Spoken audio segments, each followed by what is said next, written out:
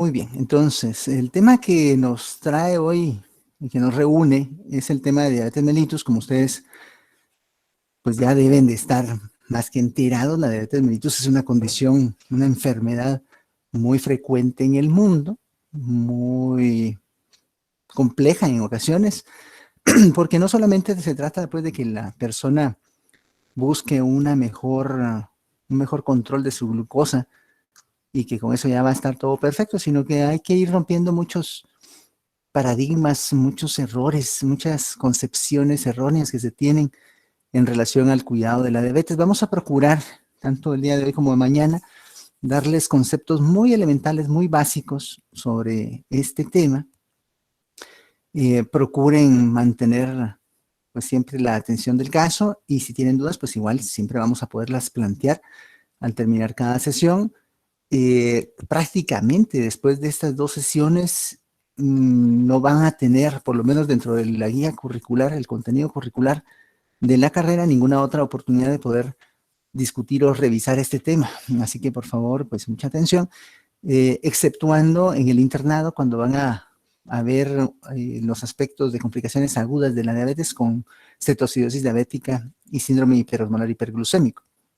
Pero fuera de eso, realmente, como parte del contenido curricular, ya no lo vas a volver a ver y es algo que tienen que tener siempre presente. La diabetes mellitus no debe ser solo tratada o conocida por el endocrinólogo o el diabetólogo, sino, o bueno, incluso no solo por el internista, sino todo médico egresado de la Universidad de San Carlos tiene que tener un concepto básico de cómo abordar y tratar a estos pacientes. Así que vamos a iniciar comentando que más o menos entre un 8 y 10% de la población mundial padece de diabetes. Estas estadísticas son difíciles de establecer con certeza porque, pues, por ejemplo, en Guatemala no tenemos un dato poblacional, una encuesta nacional de salud y nutrición que nos pueda decir con más certeza más o menos el porcentaje de personas que padecen diabetes. Se hizo un intento de encuesta nacional de salud hace algunos años, la cual no fue fructífera. Hubo mucho problema en el desenvolvimiento, el desarrollo de dicha encuesta. Al final de cuentas terminó siendo, en vez de una encuesta nacional, fue una encuesta urbana y al final terminó siendo solo una encuesta de la ciudad de Guatemala y solo en algunas zonas. Aún así, como se menciona acá en esta encuesta nacional de salud y nutrición de 2015, más o menos el 33% de la población en áreas urbanas, sobre todo en la ciudad de Guatemala, tenía diabetes mellitus reportada, o sea, autorreportada. Este es un dato pues muy sesgado al final porque solo es el reporte. O sea, es la gente que dice, bueno, yo sí soy diabético, no soy diabético, no lo sé. Entonces eso pues puede afectar un poquito la estadística. Sin embargo, es una tercera parte de la población en las áreas urbanas, sobre todo en las ciudades, como les estaba comentando. Los datos estadísticos que se cuentan en Guatemala también arrojan cifras de entre el 60 y 80% de la población con obesidad y sobrepeso. Esto nos coloca en el top 10 prácticamente, solo peleándonos con México y la Ciudad de México específicamente, en cuanto al porcentaje de la población con obesidad y sobrepeso, y aquí hay muchos factores que contribuyen. Realmente la población urbana se ha vuelto muy sedentaria, ya casi no hay tiempo de hacer ejercicio, tienen que estar migrando entre zonas de la capital para trabajar, se les dificulta mucho poder organizar su tiempo para mantener un estilo de vida saludable. Y aquí también influyen las ciudades periféricas, o sea, Villanueva, Misco, incluso Palencia ahora también, que son áreas que son urbanas con una gran cantidad de población, una densidad poblacional elevada, y que pues la mayoría de su población sale de su área de vivienda para trabajar en la ciudad.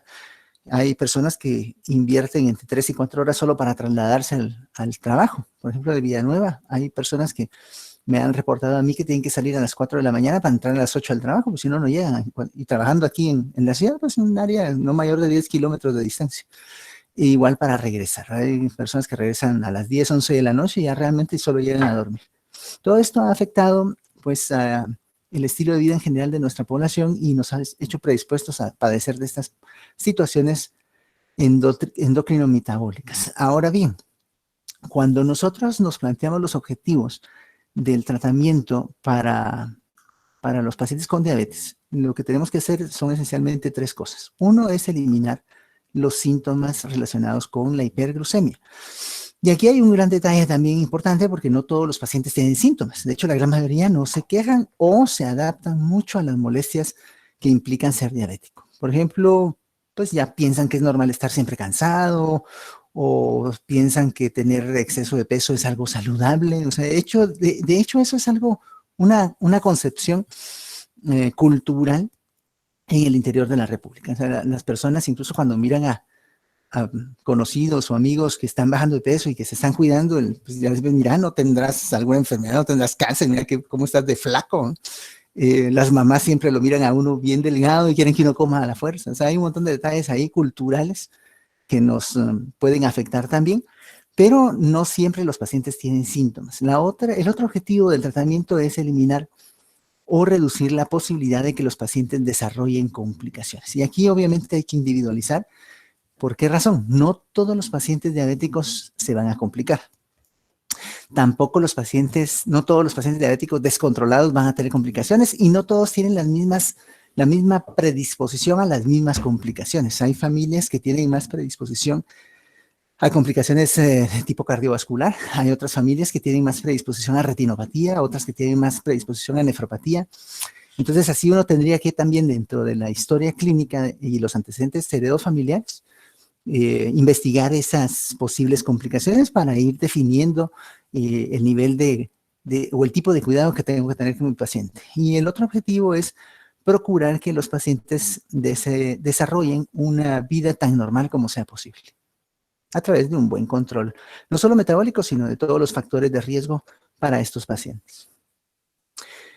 La plática está basada esencialmente en Harrison, así que por favor, aunque pues en mi caso soy endocrinólogo, no pretendo realmente que ustedes sean endocrinólogos pues con un par de clases, ¿verdad? Pero sí que tengamos, como les comentaba, un concepto general del tema. Aquí en este cuadro que nos presenta Harrison, lo que nos están tratando de decir son los diferentes estadios en los cuales los pacientes pueden estar ubicados en cuanto a su nivel de control de glucosa. Si vamos a diagnosticar diabetes, hay básicamente 4 divisiones grandes. La diabetes tipo 1, la tipo 2, los otros tipos específicos de diabetes que tienen que ver con mutaciones genéticas o mutaciones monogénicas, situaciones de afección directa del páncreas, pancreatitis, traumatismo, endocrinopatías distintas a diabetes, algunos medicamentos incluso que pueden favorecer que el paciente desarrolle descontrol de la glucosa, y el otro tipo es la diabetes gestacional. Aquí, cuando nosotros detectamos a nuestros pacientes con factores de riesgo y no han desarrollado aún las condiciones, uno lo que debería de procurar es corregir esos factores de riesgo, si son corregibles, y tratar de que esta progresión no se vea acelerada. Como ustedes pueden ver acá, la evolución, si yo no hago nada para cambiar este rumbo, en cuestión de unos 6 a 10 años, mi paciente va a pasar de un estado de tolerancia normal a la glucosa a diabetes mellitus. En estos casos, por ejemplo, en pacientes con diabetes tipo 1, hay un periodo variable de tiempo en el cual tiene una tolerancia normal a la glucosa, pero ya tiene alguna evidencia de predisposición, sobre todo con presencia de anticuerpos dirigidos contra el GAT65, contra los islotes pancreáticos e incluso contra la insulina. De esos pacientes, si yo solo tengo presentes o elevados los anticuerpos, ya sé que tiene riesgo. ¿Y qué puedo hacer? Bueno, hay que cambiar el estilo de vida, hay que mejorar la alimentación. Esencialmente para todos aplica lo mismo, incluso en el caso de autoinmunidad. Pero con estos pacientes diabéticos tipo 1 tengo que estar muy pendiente de que puedan o no desarrollar otras situaciones estresantes que favorezcan un aceleramiento de esta evolución. Cursan básicamente todos con esta misma condición. Ahora, ¿qué está tratando de representar esta línea verde acá?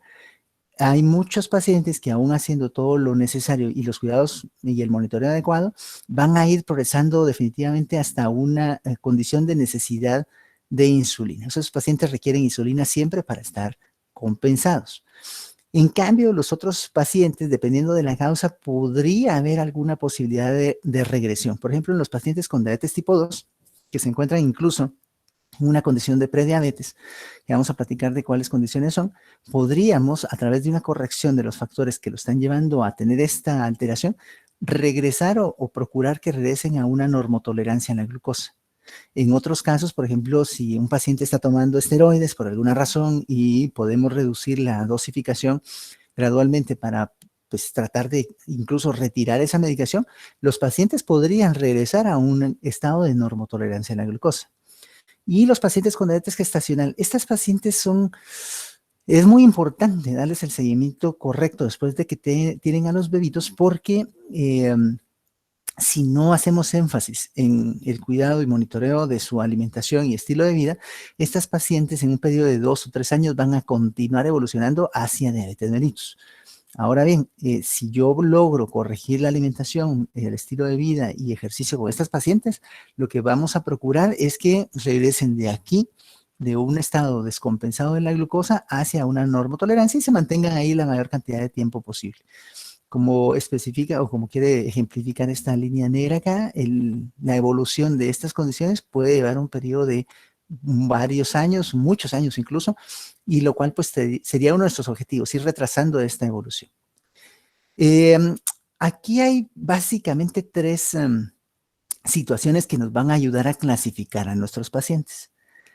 Cuando decimos que un paciente tiene tolerancia normal a la glucosa, estamos diciendo que la glucosa en ayunas está debajo de 100 miligramos por decilitro, ¿sí? Esos pacientes tienen que tener menos de 100. Hay una situación frecuente en los reportes de glucosas, casi que la totalidad de laboratorios clínicos, incluido el Hospital Roosevelt, porque reportan como normal en ayunas hasta 110. Entonces, pues el paciente, el médico que lo está atendiendo y todo, mira un resultado en 105 y dice, no, no tengas pena, estás bien, no te preocupes, estás normal. Pero realmente estos pacientes ya deberían ser considerados como prediabéticos. O sea, un paciente que tiene 100 o 105 o 110 debería ser considerado ya como un paciente con una glucosa alterada en ayunas. Cuando los pacientes les medimos su glucosa a las 2 horas después de comer, deberían tener todos menos de 140 miligramos por decilitro. Si ya tiene 143, 145, eso ya se debe considerar intolerancia a la glucosa. Aquí, para ser muy estricto, realmente el criterio para este parámetro tiene que ser después de que el paciente haya ingerido 75 gramos de glucosa en una prueba de tolerancia. Sin embargo, hacer pruebas de tolerancia para todo el mundo es impráctico, encarece el procedimiento diagnóstico y muchas veces lo que se hace es pedirle al paciente que llegue en ayunas, se le mide la glucosa en ayunas y luego se manda a desayunar con una comida pues alta en carbohidratos, un desayuno de estos de campero, algo ahí con jugo y todo, que coma panqueques y que se coma su miel y todo, para ver si acá altera la glucosa y se eleva o no arriba de 140. Entre 140 y 199, entonces vamos a considerar que nuestro paciente tiene ya intolerancia a la glucosa. Ahora, si aquí tuviera más de 200, ya lo deberíamos de clasificar como diabético, o sea, como un paciente con diabetes mellitus, si tiene a las 2 horas en esta curva, en esta prueba, más de 200. Si tiene 126 para arriba, también lo clasificamos como paciente con diabetes mellitus. Y el último criterio es el de la hemoglobina glucosilada A1C. Aquí hay un dato importante también. Tienen que tomar en cuenta que no todos los laboratorios que procesan hemoglobina glucosilada reportan la fracción A1C. Ustedes deben solicitar en la orden de laboratorio que les midan específicamente esta fracción. Porque si no, muchos laboratorios lo que hacen, y sobre todo laboratorios periféricos, digamos que no son laboratorios de referencia, lo que hacen es medir la hemoglobina glucosilada total y entonces la medición o el reporte no se puede tomar en cuenta para el diagnóstico. Tienen que ser muy específicos con lo que están midiendo, por las implicaciones que tiene. Aquí la hemoglobina glucosilada 1C normal tiene que estar abajo de 5.6. Cuando está entre 5.7 y 6.4, ya podemos clasificar al paciente como prediabético y pues lo que decimos es que tiene una hemoglobina glucosilada alterada. Y si tiene de 6.5 para arriba, este es otro de los criterios para diagnosticar diabetes mellitus. A veces suena un poco exagerado y créanme, me ha tocado en muchas ocasiones darle la noticia a los pacientes de que pues que tienen diabetes mellitus y muchos se niegan o se resisten o incluso llegan con uno para que uno les confirme o no si tienen diabetes. Es un poco problemático, para serles sincero, tratar de convencerlos de que tienen diabetes o no. Y más que meterme a una confrontación directa con ellos, lo que hago siempre es pues hacerles hincapié en que fuera del diagnóstico o la etiqueta que le pongamos a su condición, lo que debe hacer es básicamente lo mismo, que es bajar de peso, cuidar su estilo de alimentación, corregir factores de riesgo y procurar de esa manera que se controle mejor su glucosa. Aquí también, este es un cuadro, es válido todavía, porque esta clasificación realmente no ha cambiado y está actualizada al 2017, que esa es la versión que tiene su libro de Harrison, pero básicamente son los tipos de diabetes que estábamos comentando. La diabetes tipo 1, más o menos en el mundo, ocupa alrededor de un 4 o 5% del total de los pacientes con diabetes. Y la diabetes tipo 2 es alrededor de un 90% y todas las otras formas de diabetes, tanto el grupo 3 como la diabetes gestacional, oscila entre 5 y 7% del porcentaje total de personas con diabetes en el mundo. Aquí el fenómeno principal, no el único, pero el principal en pacientes con diabetes tipo 1 es la destrucción autoinmunitaria de las células beta. Que bueno, lo que va a inducir es que nuestros pacientes gradualmente dejen de producir la insulina que las células beta producen. Y aunque es el fenómeno principal, no es el único. Recuerden que no, los pacientes con esta situación pueden desarrollar también un fallo en las células delta que se encargan pues de producir glucagón y que pues también en algunos casos puede predisponer a otras complicaciones relacionadas con diabetes mellitus. Lo mismo sucede en diabetes tipo 2. Sin embargo, acá los pacientes al principio de hecho no tienen una deficiencia absoluta de insulina, sino que empiezan a tener esta condición, una resistencia a la insulina. Muchos autores, de hecho, consideran la condición de resistencia a la insulina como una condición también prediabética, no solo las que vimos en la diapositiva anterior, sino cualquier condición que se asocia a esto, a resistencia a la insulina, también podría considerarse una condición prediabética y deberíamos corregir los factores que están induciendo esta resistencia.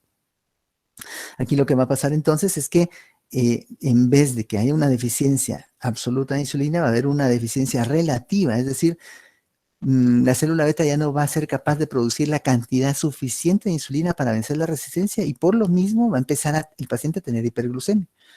Y posteriormente, conforme este proceso continúe, entonces sí va a empezar a haber una deficiencia en la secreción de la insulina porque pues ya no alcanza la célula beta y empieza a sufrir como una apoptosis acelerada, entonces empieza a morirse antes de tiempo. Y eso afecta pues definitivamente la capacidad de producción de insulina a largo plazo. Esto es en el caso de diabetes tipo 2. En el caso de los otros tipos específicos de diabetes, una de las formas principales es la diabetes tipo MODY. La tipo MODY es la diabetes que se presenta en pacientes jóvenes y que tiene que ver con mutaciones en un gen. De acuerdo a la mutación que se presenta o en el gen que se afecta, así es la clasificación. Por ejemplo, si el factor o el gen que está mutado es el que codifica el factor de transcripción nuclear del hepatocito 4-alfa, entonces clasificamos al paciente como un paciente con MODY 1. Si el gen que está alterado es el de la glucosinasa, entonces es MODY 2. De todas estas diferentes formas, que ya de hecho en la actualidad hay más de 10 formas de MODY descritas, de todas estas las dos más frecuentes son la MODY 1 y la MODY 3.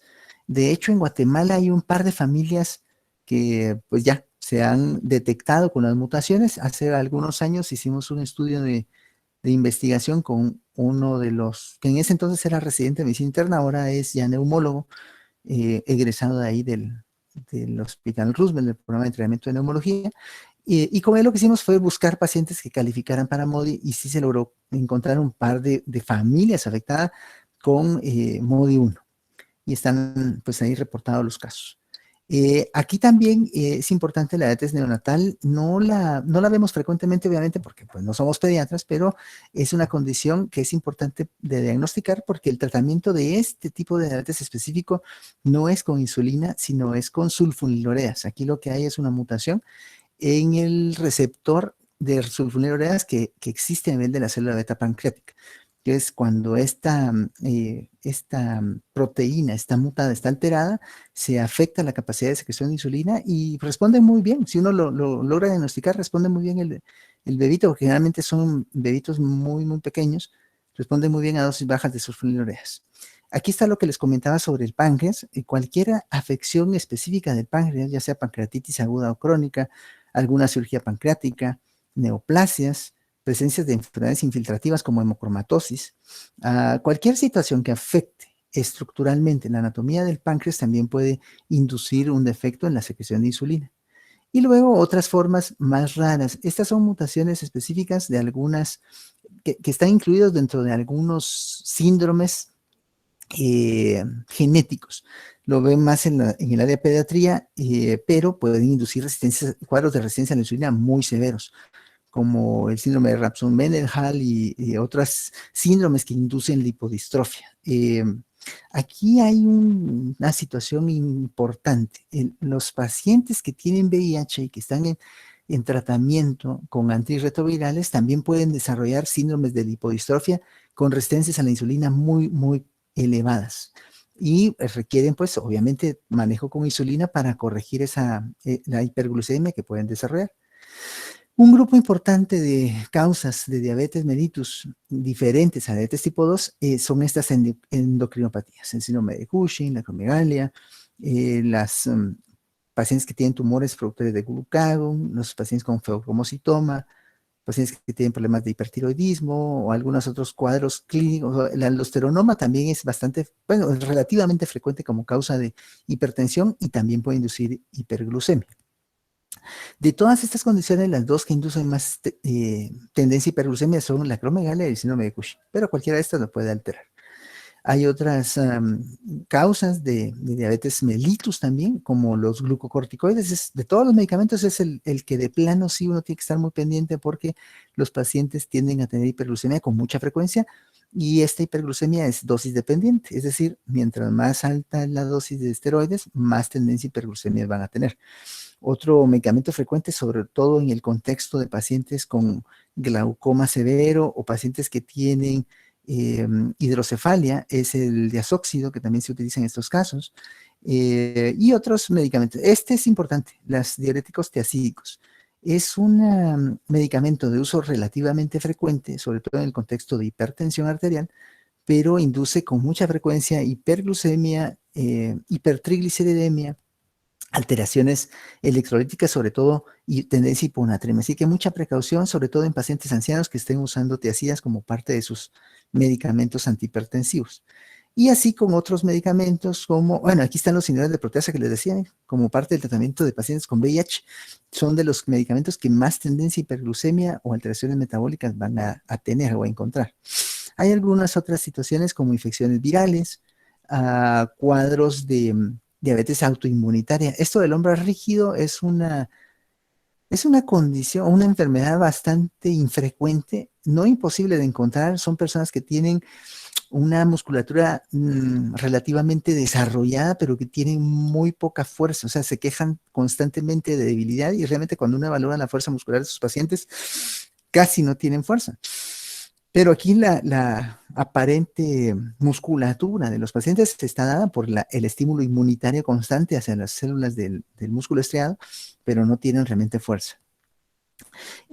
Otros síndromes genéticos, dentro de estos, síndrome de Turner es bastante frecuente, el síndrome de Down, Klinefelter, son síndromes que pues inducen mucha tendencia a hiperglucemia y Prader-Willi también como obesidad muy severa, aunque no es tan frecuente encontrar pacientes con Prader-Willi.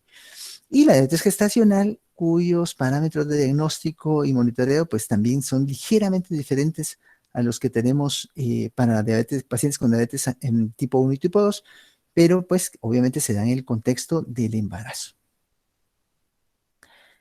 Esto era el cálculo de la cantidad de personas afectadas en el mundo con diabetes mellitus. Y como ustedes pueden ver acá, para estas fechas de 2017, se calculaba que había más de 400 millones de personas con el problema. En la actualidad se estima que esta cantidad llega casi a 500 millones de personas en el mundo. O sea, es una condición muy frecuente. si estimamos que el 10% de la población mundial tenga esta situación, y somos más de 7.700 millones de personas, imagínense la cantidad de personas con diabetes que hay. Obviamente, el problema va a ser mayor o menor dependiendo del área geográfica. Tiende a ser más frecuente en áreas de Europa, en áreas de Asia, Oceanía y también pues en América. En América es bastante frecuente y en Guatemala es una condición que hay que siempre estar sospechando. Los criterios de diagnóstico para diabetes mellitus ya los comentamos, pero los vamos a volver a repasar. Si un paciente tiene al azar más de 200 miligramos por decilitro de glucosa y además de esto tiene síntomas que puedan relacionarse con hiperglucemia, como polidipsia, poliuria, polifagia, pérdida de peso, cansancio, fatiga, alteraciones de la libido, infecciones frecuentes, pérdida de peso, lo que quiera. Si tiene eso, más 200 miligramos por decilitro en una muestra al azar, ya de plano tiene diabetes. Si tiene una glucosa en ayunas arriba o igual a 126, o si tiene hemoglobina glucosilada de 6.5 o más, también tiene o cumple el criterio de diagnóstico de diabetes. Y si en una prueba de tolerancia a la glucosa con 75 gramos tuviera a las 2 horas más de 200, aún sin síntomas de hiperglucemia, pues también le podemos diagnosticar diabetes. Aquí es importante hacer ver que no necesitamos cumplir 2 de 3 o 2 de 4, con un criterio que tenga positivo, es suficiente para hacer el diagnóstico. Y de hecho es bastante frecuente, por ejemplo, que alguien tenga una glucosa en ayunas en 105 y a las 2 horas tenga 148 y cuando vemos la glucosilada está en 6.8. Entonces ya solo con el criterio de la glucosilada deberíamos de establecer el diagnóstico de diabetes en ese paciente. Al principio, como les comentaba, el paciente se va a negar, o sea, muchas veces no va a querer aceptar que es diabético, y más que entrar en controversia o en choque directo con la persona, lo que hay que hacer es, pues como les comentaba, hacer énfasis en que tenga el nombre que tenga, tiene un problema con su azúcar y debe hacer algo para mejorarla. Porque si no, mientras más tiempo se tarde en corregir el problema, más riesgo de tener complicaciones va a tener. Estos son todos los factores de riesgo para diabetes mellitus. Como ustedes pueden ver, hay muchos factores, digamos, comunes o compartidos en relación a la situación de factores de riesgo cardiovascular que pues ya el doctor Luis Jerez nos comentó en una plática previa. Pero bueno, vemos, los antecedentes familiares son muy importantes. Se estima que el peso de la herencia familiar en el desarrollo de diabetes mellitus pues es variable, pero oscila alrededor del 60 al 70%. En familias entonces en las cuales el antecedente de diabetes mellitus es frecuente, es muy alto, pues va a haber un riesgo mayor que en las familias en las que no hay ese antecedente. En Guatemala sucede algo importante y es que muchas veces desconocemos realmente nuestros propios antecedentes familiares de cualquier índole. Entonces, pues, como no lo conocemos, pensamos que no tenemos el antecedente y no nos consideramos en riesgo. Pero vean esto. O sea, aquí, por ejemplo, otro factor de riesgo es la raza o la etnia. Y aquí nos incluyen a nosotros, los latinos. Todas las personas que tienen como origen Latinoamérica, ya solo por eso se consideran personas de riesgo. ¿Por qué? Por nuestro perfil genético también. En Guatemala hay algunas poblaciones de más riesgo, sobre todo en algunas áreas del occidente del país, en donde tiende pues a haber una cantidad mayor de personas de origen indígena, pues también es importante ese antecedente, aunque no es una condena a que de plano voy a ser diabético. O sea, aquí es un factor de riesgo, pero sabiendo que lo tengo, lo que tengo que hacer es cuidarme. ¿Y qué tengo que hacer o cómo me puedo cuidar? Bueno, como no puedo cambiar mis antecedentes familiares, ni mi raza, porque así nací, lo que sí puedo hacer es mejorar esto, o sea, mejorar mis condiciones nutricionales para procurar no tener ni sobrepeso ni obesidad, porque esas situaciones sí son corregibles y también son importantes en el riesgo de desarrollar diabetes mellitus. Si yo tengo los antecedentes y además tengo otros problemas como hipertensión arterial, dislipidemia, tengo antecedentes, digamos, en el caso de las mujeres de ovario poliquístico o de alguna otra situación que implique resistencia a la insulina como acantosis nigricans, sacarodones, hígado graso, no alcohólico, todas esas condiciones incrementan la posibilidad de que yo desarrolle diabetes mellitus tipo 2. Y también los antecedentes de problemas cardiovasculares, porque pues obviamente hay una relación ahí, desde un punto de vista cardiometabólico. Esto es básicamente un recordatorio de cómo es que se regula la glucosa en nuestro cuerpo. Hay, aparte de esto, hay otro montón de situaciones involucradas, pero básicamente aquí lo que pasa es que el cerebro regula el apetito y la saciedad, pero cuando hay alteraciones de la regulación de ese apetito y saciedad, empieza a haber también una mayor ingesta. Si el músculo no se utiliza, requiere la acción de la insulina para utilizar la glucosa y disponer de ella. Si el músculo se utiliza, es decir, si el paciente hace ejercicio, entonces el músculo puede utilizar la glucosa como fuente de energía inmediata sin la acción de la insulina. Y los adipocitos. Los adipocitos son importantes como entidades regulatorias del perfil metabólico del paciente. Aquí se producen adiponeptina y leptina, que son sustancias, son hormonas importantes también para la regulación del apetito y la saciedad, y que a su vez también la regulación que el cerebro puede efectuar sobre la actividad del hígado, pues es importante en la misma regulación o homeostasis de la glucosa.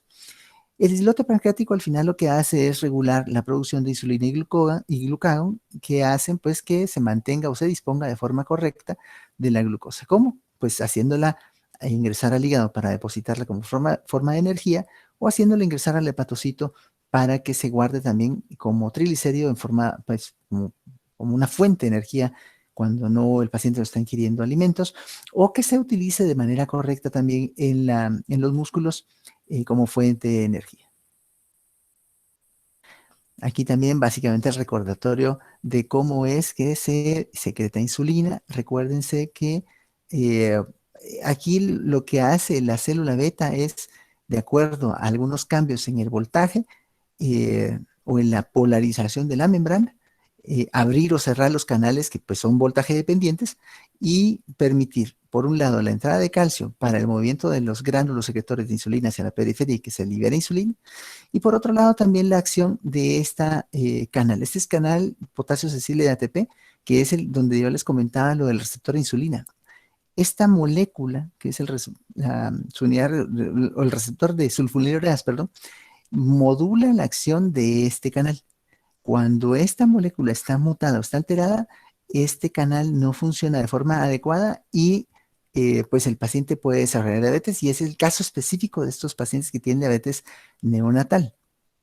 Por eso es que el tratamiento para estos pacientes es específicamente sulfonilureas, porque lo que hacen es actuar directamente sobre esta proteína, sobre el receptor, y bueno, ya permite que haya un funcionamiento más normal del canal potasio sensible de ATP.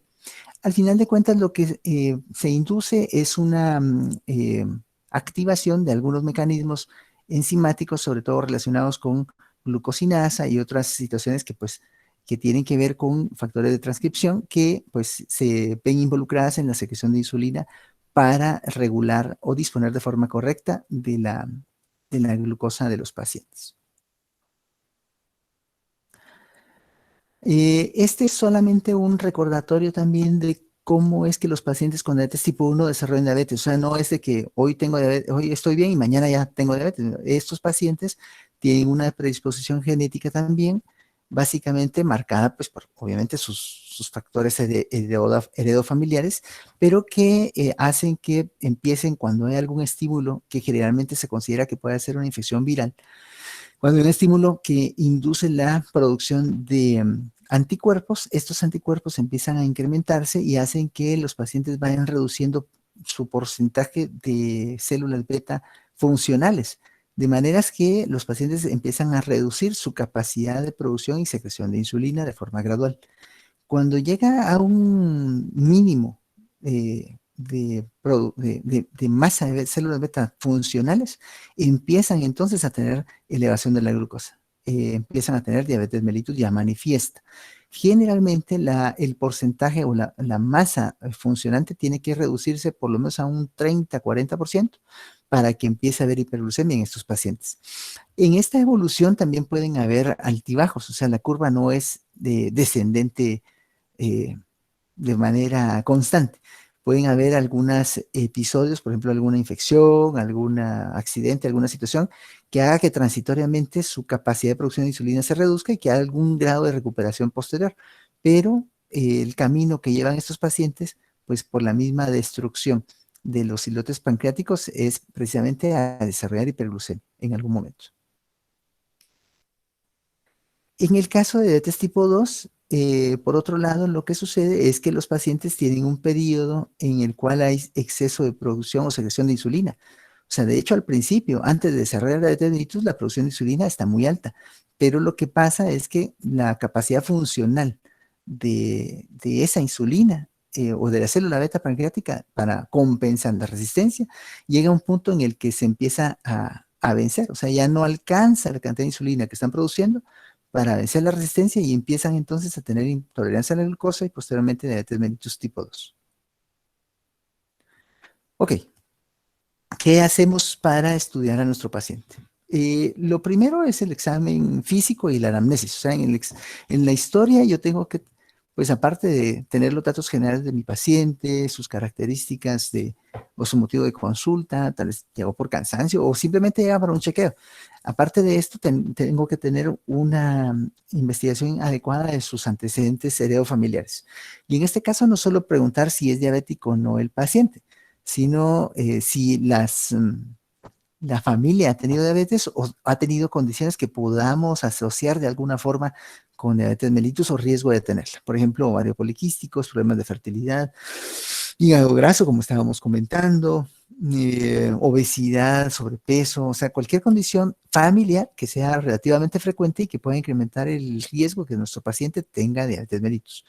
En el examen físico, pues aparte de los signos vitales, hay que poner especial atención a la presión arterial de los pacientes, a signos clínicos de resistencia a la insulina, al índice de masa corporal, la peso y la estatura, obviamente, para calcular el índice de masa corporal, su condición cardiovascular, los pulsos, cómo está el hígado, cualquier situación que uno pueda encontrar alterada en pacientes, aunque generalmente los pacientes no se quejan. O sea, los pacientes llegan muchas veces porque les dio curiosidad y se reunieron en la casa de alguien a una celebración y como la tía o la abuelita es diabética, pues por curiosidad se midieron y resulta que lo encontraron alto o pasaron a un centro comercial o a una farmacia, les midieron la glucosa y les dijeron que pues estaba alterada. Y los pacientes no tienen muchas veces síntomas, pero es importante investigar específicamente. Y en el examen físico, pues muchas personas se adaptan o se acostumbran a pensar que tener sobrepeso o obesidad es normal y no buscan atención por eso, sino porque ya alguien los alertó.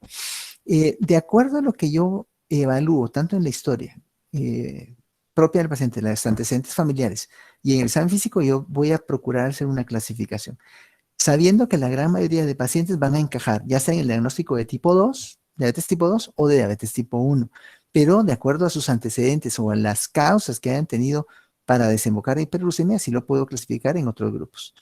Y dentro de las pruebas de laboratorio, pues aparte de la glucosa, en ayunas también hay que pedir una glucosa postprandial, hemoglobina glucosilada, perfil de lípidos.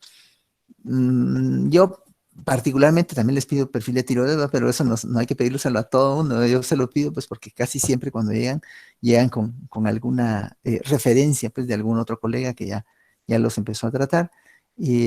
Ácido úrico, pruebas de función renal, examen de orina, microalbuminuria, hematología completa, como una especie de prueba de tamizaje para iniciar y también pruebas hepáticas. Recuérdense que muchos de estos pacientes con diabetes mellitus tipo 2, sobre todo, pueden tener resistencia a la insulina y pueden también tener como manifestación a nivel del hígado graso no alcohólico. Entonces es importante ver cómo está su perfil de función hepática.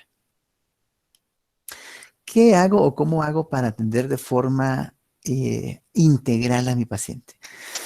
Tal vez el concepto más importante que yo quisiera que ustedes tuvieran el día de hoy es que los pacientes con diabetes mellitus, la glucosa es solo uno de los muchos parámetros que hay que tomar en cuenta para el control. O sea, no es el único. Y de repente ni siquiera sea el más importante. Pero aunque los pacientes llegan por eso, ¿no? Porque la glucosa muchas veces no está bien controlada, no debemos enfocarnos solo en la glucosa. O sea, el enfoque glucocéntrico es un concepto obsoleto y ya ha quedado en desuso. Los pacientes con diabetes mellitus tienen que tener un control óptimo de su glucosa a través de un tratamiento individualizado, que el tratamiento no debe incluir solamente medicamento, sino que la base del tratamiento es dieta y ejercicio, como vamos a ver más adelante.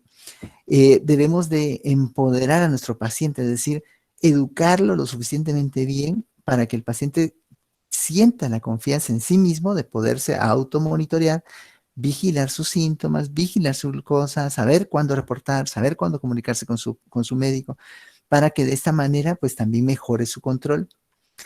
Hacer cada cierto tiempo pruebas de hemoglobina glucosilada 1C, por lo menos, dependiendo del nivel de control que tenga, cada 3 o 4 meses o al menos 2 veces al año, o sea, cada 6 meses. Si estuviera muy bien controlado, pues cada 6 meses. Siempre hay que abordar el tema del estilo de vida. O sea, la base del tratamiento es el estilo de vida, que debe incluir, aunque no se limita a, debe incluir una capacitación y apoyo para el tratamiento por el propio paciente, es lo que les decía del empoderamiento del paciente, para tratar que el paciente sepa cómo proceder, o sea, sepa por qué X o por qué Y, por qué tiene que alimentarse, por qué tiene que tomar su medicamento de cierta forma, o qué debe vigilar, como por ejemplo si está poniendo insulina. El tratamiento nutricional, idealmente apoyado por el trabajo de una nutricionista calificada, que tenga conocimiento de los temas pues, de control metabólico de estos pacientes. Es muy importante contar con ese apoyo. Actividad física. La actividad física siempre hay que recomendarla y hay que insistir en que los pacientes hagan cierto nivel de actividad física. La actividad física mínima recomendada es ejercicio de tipo aeróbico de moderada intensidad, 30 minutos diarios de lunes a viernes, con el objetivo de acumular 150 minutos de actividad física en la semana. Si no lo pueden hacer diario, uno les puede sugerir a los pacientes hacerlo 3 veces por semana, hacer 3 sesiones de 50 minutos o hacer los 150 minutos distribuidos en 2 sesiones de 1 hora el sábado y domingo y 30 minutos el miércoles. La idea es que mantengan cierto nivel de actividad física que permita que el metabolismo continúe activo. Y este es muy importante. ¿Por qué? Primero les comentaba que los pacientes muchas veces al principio se niegan a aceptar que son diabéticos. O sea, eso es un factor que puede limitar el control en estos casos. Y mientras más tiempo tarden en aceptarlo, más también se va a tardar en mejorar su condición. Y eso definitivamente lo pone en riesgo de desarrollar complicaciones más rápido. Por otro lado, los pacientes por alguna situación tienden a tener más tendencia a depresión y ansiedad. Y los pacientes que son diabéticos y que están ya sea con depresión y o con ansiedad, pueden tener más dificultad para el control metabólico y a la vez el descontrol metabólico incrementa sus síntomas de depresión y ansiedad. Eso uno tiene que estar como médico tratante muy atento a signos y síntomas de esta situación para también darle un abordaje correcto al tema psicológico, psiquiátrico, y que de esa forma, pues el manejo sea, como dice al principio, de forma integral. O sea, no solo, bueno, tome más medicina o póngase más insulina, ¿no? Sino que ver qué otros factores podrían estar afectando la evolución de mi paciente. Como parte del manejo integral, también yo tengo que estar muy atento a las posibles complicaciones relacionadas con la diabetes. Y estas complicaciones o estos manejos preventivos deben incluir examen oftalmológico por lo menos cada año o año y medio. Aquí dice hasta 2 años, pero por lo menos cada uno año a cada año y medio. El examen de los pies debe de hacerse en la primera evaluación que ustedes hagan con su paciente y luego entre cada 6 meses a 12 meses, o sea, 1 o 2 veces al año, pero el paciente ustedes lo deben de educar desde su primera visita a que diariamente se revise los pies. Le deben enseñar cómo cuidar sus pies, qué vigilar, cuál es el procedimiento para hacerlo y cómo deben de pues, mantener una salud de los pies en este caso. Y cuándo reportar también si hay algún problema. También debe hacerse exámenes para detectar tempranamente o de manera oportuna el desarrollo de nefropatía diabética. Si el paciente ha estado muy estable y ha estado tranquilo, por lo menos 1 vez al año, pero si ha estado muy inestable, muy descontrolado, pues cada 3 a 6 meses, dependiendo de cómo lo evalúen, uno debería estar muy pendiente de esta posibilidad, de esta posible complicación. Y también para el caso de neuropatía, aquí dicen, pero para neuropatía uno tendría que estar pues chequeándolo por lo menos 1 vez al año para esta posible complicación. Y dentro del manejo integral también pues va el tratamiento de otras condiciones. Como les comentaba, la glucosa no debe ser el único objetivo de control de nuestros pacientes. Hay que mantenerlos bien controlados de la presión. Los lípidos tienen que estar normales, bueno, en metas de tratamiento que ya, pues vamos a platicar más adelante. Y algunas veces, de acuerdo a su perfil de riesgo cardiovascular, considerar el tratamiento antiplaquetario, o sea, con aspirina o algún otro antiplaquetario para la reducción de riesgo cardiovascular. Este punto es muy importante. Los pacientes con diabetes mellitus deben ser inmunizados contra hepatitis B, contra neumococo y contra influenza y actualmente también contra COVID. Estos pacientes tienen indicación absoluta de vacunarse. Ok. ¿Qué objetivos tenemos en pacientes adultos con diabetes? Nuestro objetivo principal es mantener la hemoglobina glucosilada abajo de 7. De hecho, mientras más normal podamos tenerla, mejor para el paciente. Sin embargo, mientras más se va acercando a lo normal, es decir, mientras más va llegando a 6%, 5.6, el paciente hay que estar muy, muy atento a la posibilidad de que desarrolle cuadros de hipoglucemia. O sea, en estos casos, pues sí tenemos que tener muy bien educado a nuestro paciente para que sepa reconocer la posible hipoglucemia y cómo proceder, porque pues sí es recomendable pues ir tratando de llegar a lo normal, pero también evitando en la medida de lo posible que tengan hipoglucemias severas. Cuando hablamos de glucosa, si hablamos de glucometría, aquí es glucosa capilar, por eso dice capilar, los glucómetros, si nuestro objetivo es vigilar esto, tiene que estar entre 80 y 130 cuando máximo. Aquí 120 sería mi objetivo realmente. 130 en pacientes ya que tengan algún factor de riesgo, como la edad, por ejemplo, arriba de 60, o que tengan una cardiopatía muy reciente, que tengan un riesgo de hipoglucemia severa muy alto. Entonces, podría ser aceptable hasta 130 en ayunas. Y en el caso del postprandial, o sea, a las 2 horas, tiene que estar abajo de 180. Y nuestro objetivo con la presión arterial es, aquí lo menciona el libro, como 140-90, pero realmente, mientras más cerca de lo normal esté, mejor para el paciente. Es decir, que tenga 120-80 es lo mejor en estos casos. En cuanto a la nutrición, existen muchas formas de abordar el tema de la alimentación, muchos tipos de dieta. Pero realmente nuestras recomendaciones deben ser recomendaciones muy generales para que puedan el paciente también a través de la asesoría de la nutricionista y el apoyo de ella, ir adaptando su alimentación a lo que necesitamos. Pero aquí lo que hay que promover es que los pacientes empiecen a consumir una cantidad mayor de hortalizas, frutas, granos enteros, leguminosas, que los lácteos sean bajos en grasa, o sea, descremados, también una dieta alta en fibra y con un bajo contenido o índice glucémico. Con el consumo de frutas es un paradigma que hay que romper, es que los pacientes consideran por lo general que el consumo de jugos y licuados es algo, entre comillas, saludable, pero realmente no lo es. Los pacientes, en general todos, debemos consumir frutas lo más naturalmente posible, es decir, evitar el consumo de jugos y licuados, aunque uno lo hiciera en la casa, para que de esa forma aprovechemos mejor el beneficio del consumo de la fruta. En cuanto a la grasa, hay que reducir el porcentaje de grasa que estamos consumiendo y sobre todo tenemos que evitar las grasas trans. De hecho, en la mayoría de etiquetas nutricionales o de la información del contenido nutricional de los alimentos que uno consume, ya busquen en esa sección que diga que no tienes grasas trans. ¿Por qué? Porque las grasas trans son de las que más afectan el funcionamiento adecuado de las células beta. Se introducen, se meten al islote pancreático y producen una especie como de depósitos de ceramidas a nivel de las islotes pancreáticos que evitan que la célula funcione bien y que promueven, de hecho, que la célula entre como en estrés y se muera más rápido. Entonces hay que tratar de consumir 0% de grasas trans y reducir el consumo de grasas saturadas, pero favorecer el consumo de ácidos grasos mono y poliinsaturados. A esto es a lo que se refiere la dieta tipo o estilo mediterráneo. Aquí lo que promueve esta dieta es el consumo de altas cantidades de leguminosas, granos enteros, frutas, o sea, todo lo que está mencionado anteriormente. Aquí, en cuanto a carbohidratos, aunque se desconoce el porcentaje óptimo de carbohidratos en la dieta, este debe individualizarse de acuerdo a lo que mi paciente requiere.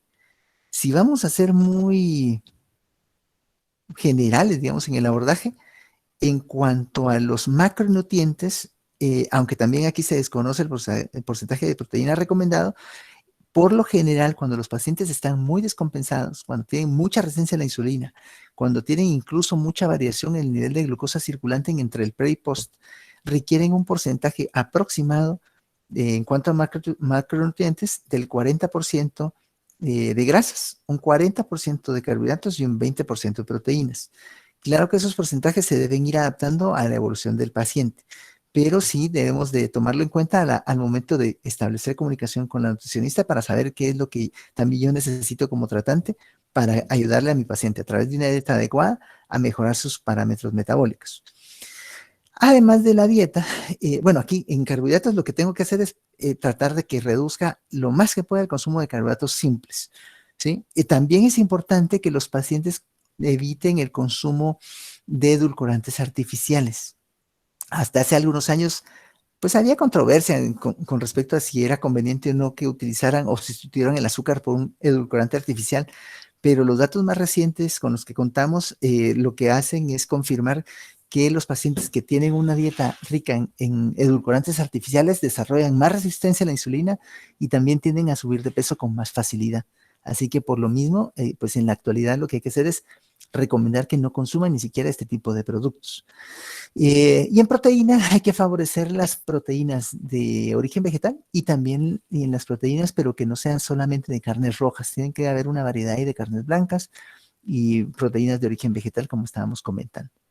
Ah, en general, no se deben recomendar el consumo de suplementos multivitamínicos o de antioxidantes o de Q10 o lo que fuera. Hay muchas personas, incluso colegas, que les dicen a los pacientes, mire, tome magnesio, tome zinc, tome aquí, tome allá, pero realmente con el consumo de las vitaminas, solamente que ustedes demuestren, ya sea por medición de algún parámetro en laboratorio o por el examen físico de su paciente, si ustedes consideran o demuestran que hay alguna deficiencia específica, esa es la deficiencia o el tratamiento de suplemento que deberían de darle a su paciente. Pero, digamos, recomendarle a todo el mundo que tome multivitamínicos realmente no impacta de manera significativa la evolución de los pacientes. Y en cuanto al sodio, si el paciente no tiene otras complicaciones, pues el consumo de sodio debe ser similar a la población general.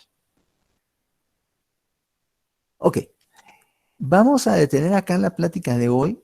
Ya llevamos casi una hora platicando y voy a dejar chance para las preguntas. Mañana vamos a hablar ya específicamente del tratamiento. Así que vamos a dejar algunos minutos para las preguntas.